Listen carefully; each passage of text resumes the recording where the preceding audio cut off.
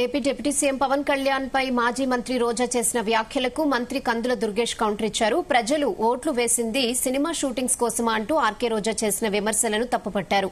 రోజా మంత్రిగా ఉన్నప్పుడు జబర్దస్త్ కార్యక్రమాలతో రకరకాల విన్యాసాలు చేశారు తప్ప రాష్ట్రానికి ఒక్క టూరిజం ప్రాజెక్టు తీసుకురాలేదని విమర్శించారు.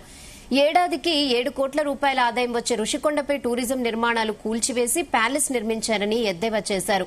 దీనివల్ల ఏడాదికి ₹1 కోటి కరెంటు బిల్లు చెల్లించాల్సి వస్తోందని మంత్రి దుర్గేష్ అన్నారు. మెడికల్ కాలేజీల విషయంలో ప్రైవేట్కు ప్రభుత్వ ప్రైవేట్ భాగస్వామ్యానికి తేడా తెలియని స్థితిలో ప్రతిపక్షం ఉందని ఆగ్రహం వ్యక్తం చేశారు. 15 నెలల్లో ఏపీ టూరిజంలో 10,600 కోట్ల పెట్టుబడులు సాధించామని మంత్రి దుర్గేష్ వెల్లడించారు. టీపీపీ అంటే అర్థం తెలియనటువంటి ప్రతిపక్షం మనకి ఈ రాష్ట్రంలో దరిద్రం. అంటే అసలు రోజా గారికి అలా మాట్లాడేటువంటి అర్హత ఉందా? ఆవిడ ఎమ్మెల్యేగా ఉన్నప్పుడు మంత్రిగా ఉన్నప్పుడు కూడా ఆవిడ చేసింది ఏంటి? జబర్దస్త్లో మీరు పార్టిసిపేట్ చేయలేదా? జబర్దస్త్ కార్యక్రమాల్లో నిరంతరం మీరు మొన్నటి వరకు ఉన్నారు కదా. జబర్దస్త్ కార్యక్రమాల్లో పార్టిసిపేట్ చేసి ఇవాళ మీరు మాట్లాడటానికి మీరు అర్హులా? మీరు ఒకటే చెప్పండి, మీరు పర్యాటక మంత్రిగా అమ్మా రోజా గారు ఈ సమాధానం చెప్పండి. పర్యాటక మంత్రిగా ఎక్కడైనా సరే రాష్ట్రం మొత్తం మీద కొత్తగా ఒక ప్రాజెక్టు తీసుకొచ్చారా? కొత్తగా కేంద్ర ప్రభుత్వం నుంచి చేయగలిగారా? రాష్ట్ర ప్రభుత్వం ఏదైనా చేయించగలిగిందా? ఒక్కటి కూడా చేయలేదు. అదే ఇవాళ డిప్యూటీ సీఎం గారు పవన్ కళ్యాణ్ గారు ఒక్క రోజులో గ్రామ సభలు మొత్తం రాష్ట్రం అంతా నిర్మించారు.